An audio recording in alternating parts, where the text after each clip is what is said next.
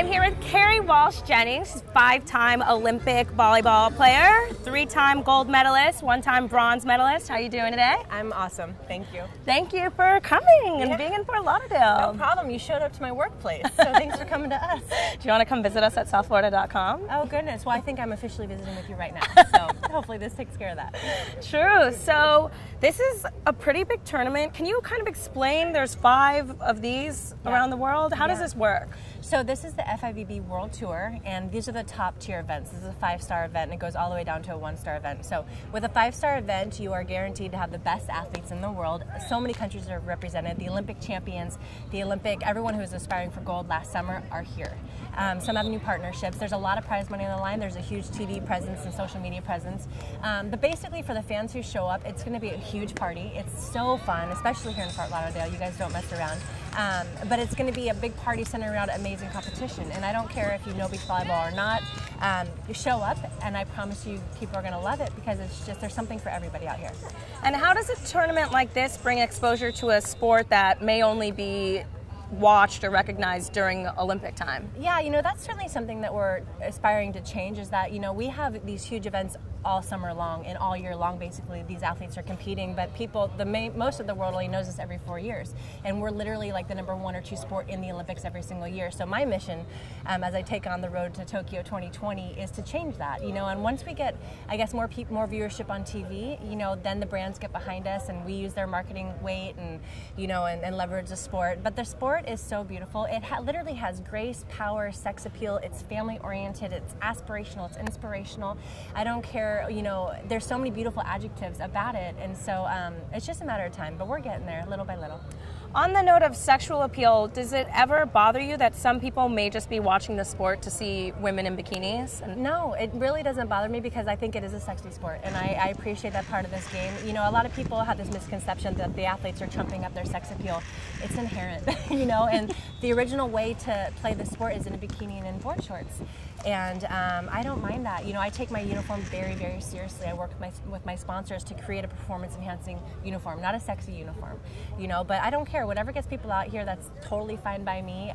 We're not degrading ourselves. We're really fit and healthy, and we're promoting that active lifestyle. And if you find us sexy, to me, that's a compliment. Yeah, totally. Own it, baby. Thank you. Yes. And you're a mom of 3, so that's amazing. I saw that you played in the Olympics when you were pregnant. How did that work out? Were you nervous about the baby? No, I was pregnant in London with #3, my 3rd baby. And so you were like, know how to do that. No, we consciously tried, and we were blessed, by getting pregnant. And I had never had morning sickness before in my prior 2 pregnancies, and so I was not worried. The baby it was so early. I think by the end of it, I was 6 weeks pregnant, so very early. But it was a true baby in there, and it just makes that beautiful story even more beautiful.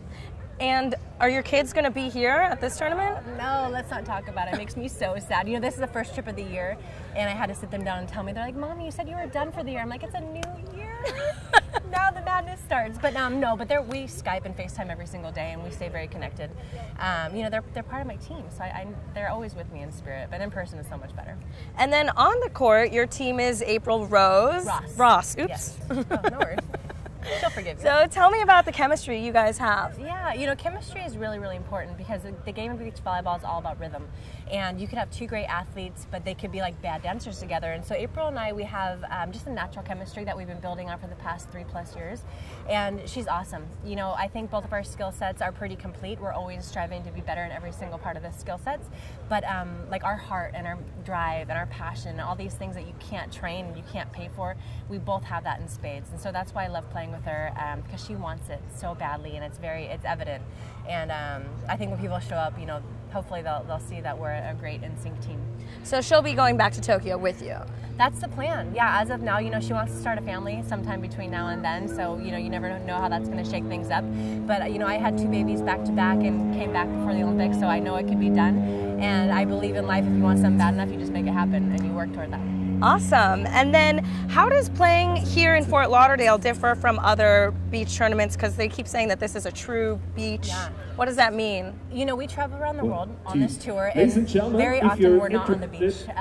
So, like, we play at the base of the Swiss Alps, like in the mountains, and they have to cut crate in the sand, and we play in a lot of cities and city centers. So to be on a real beach is a luxury for us. It's different because you have real wind and real sun, the elements, which are a natural part of beach volleyball, but that's taken away for most of the tour because we're in these unique places. So it's really nice to be here, and I love Fort Lauderdale. The fans have always been amazing to our sport. And hopefully after an Olympic year, you know, people will just come out to the beach and have a great day. Do you have any spots you love to check out when you're here in Fort Lauderdale? You know, I'm a big fan of Intermix. You know that shop? Oh my gosh, it's so good. But I think I have to travel to Miami to do that. But no, I love Fort Lauderdale. Like I have a car and I'm just driving around enjoying the town. I found some cute cafes. I had some great Greek food yesterday. No, it's just really pleasant. The people are happy. It feels like everyone's on vacation every single day here. So it's good for me because this is a stressful tournament. You know, we want to do well. We have high expectations, but it's nice to cut it with the lifestyle out here. Totally, and it seems like you never take time off, do you? And if you do, what are you doing in your downtime? It feels like we never take time off. You know, I'm a mom to 3, so there is no downtime. But you know, in the off season, which is a very important part of our jobs, is to decompress and to just stop focusing on competition. Still work out, do everything but play volleyball basically, and then I work on the business of volleyball. You know, I'm a brand and I want to build my brand and I want to grow the sport, and I have lots of creative, fun ideas and great partners that I work with. So the off season is kind of dedicated to that. Still being physical and using my body and learning and growing, but mostly it's about kind of the business of beach volleyball, which is really fun. The Swatch Beach Volleyball Major Series is here on Fort Lauderdale Beach until Sunday. You'll get the opportunity to see 32 teams from 26 countries competing right here on our beach, and it's free. I'm Talia Medina, and this is SouthFlorida.com.